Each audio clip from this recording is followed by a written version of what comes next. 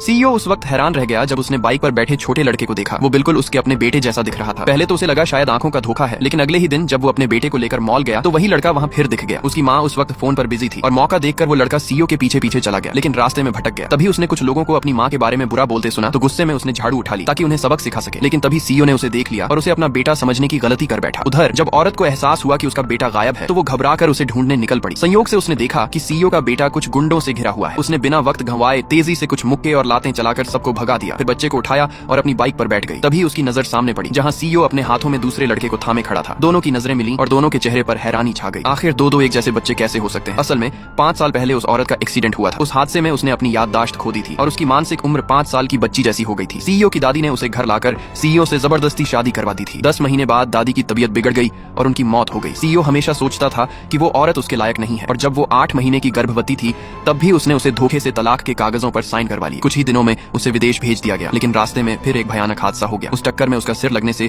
उसकी याददाश्त लौट आई। उसे सब कुछ याद आ गया कि वो कौन है और उसके साथ क्या हुआ था। तभी अचानक उसके पेट में तेज दर्द उठा और उसने तुरंत अपने पिता को फोन किया। उस रात मूसलाधार बारिश में उसने 2 जुड़वा बेटों को जन्म दिया, लेकिन जब तक उसका पिता पहुंचा तब तक एक बच्चे ने दम तोड़ दिया था। अपनी बेटी को और दुख से बचाने के लिए उसने जीवित बच्चे को साथ ले लिया और सच्चाई छिपा ली। उसी वक्त खबर सुनकर सीईओ भी वहां पहुंचा। उसने उस बच्चे को देखा जो अब भी गर्म था और उसे अपने साथ ले गया। 5 साल बाद औरत अपने बेटे के साथ लौटी और किस्मत ने दोबारा उसकी मुलाकात उसी सीईओ से करवा दी।